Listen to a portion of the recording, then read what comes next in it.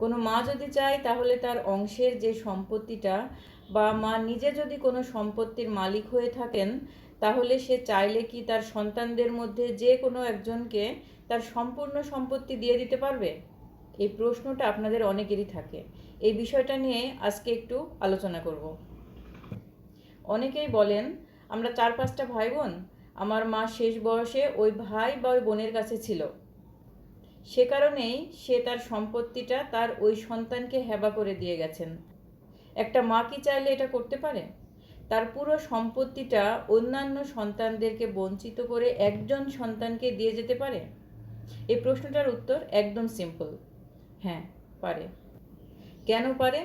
কারণ আমার সম্পত্তি, আমি যাকে ইচ্ছা দিতে পারবো, যতটুকু ইচ্ছা দিতে পারবো, কারণ এই সম্পত্তির মালিকানার ওপর আমার এক্সক্লুসিভ রাইট আছে।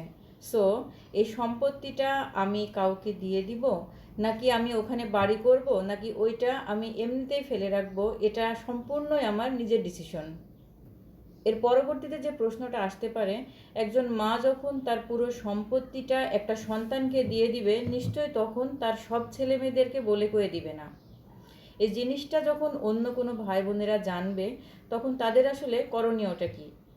এই ক্ষেত্রে আমি বলবো যে এখানে 2টা ওয়ে আছে। ধরুন, আপনি যখন জানলেন সেই সময় আপনার মা হয়তো জীবিত আছে, সুস্থ আছে, সেই ক্ষেত্রে আপনার মাকে যদি আপনারা ভাই বোন মিলে বুঝাতে পারেন যে তার ডিসিশনটা ভুল ছিল, তাহলে সে কিন্তু চাইলে তার হেবাটা জীবিত থাকতে ক্যান্সেল করতে পারবে। আর যদি এরকম হয় যে আপনার মা যখন সম্পত্তিটা দিল তখন আপনারা কেউই জানলেন না, আপনার মা মারা যাওয়ার পর আপনারা জানতে পারলেন, তাহলে হয়তোবা আপনাদের মনে কয়েকটা কোশ্চিন আসতে পারে যে আপনার মা যখন সম্পত্তিটা দিয়েছিল সে কি সুস্থ স্বাভাবিক অবস্থায় সম্পত্তিটা দিয়েছিল, নাকি সে তখন মেন্টালি স্টেবল অবস্থায় ছিল না? তখন হয়তোবা আপনার ভাই বা বোন তার কাছ থেকে নিয়ে নিয়েছে হেবা করে।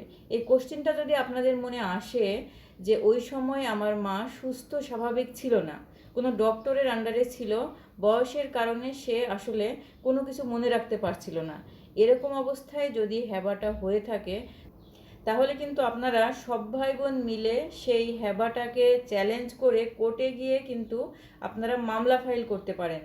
এবং অবশ্যই আপনাদের কোর্টকে প্রমাণ করতে হবে যে আপনার মা যে পুরো সম্পত্তিটা একটা সন্তানকে দিয়ে গেছে তখন, যখন সে আসলে সুস্থ স্বাভাবিক ছিল না। এই জিনিসটা যদি আপনারা প্রমাণ করতে পারেন, তাহলে হয়তোবা আপনারা কোর্ট থেকে ভালো একটা রেজাল্ট পেতে পারেন। কিন্তু আপনারা যদি মনে করেন যে আপনাদের হাতে তেমন কোনো সাক্ষী প্রমাণ নেই, তাহলে কোর্টে যেয়ে খালি খালি সময় নষ্ট হবে, কাজের কাজ কিছুই হবে না। ধন্যবাদ, ভালো থাকবেন।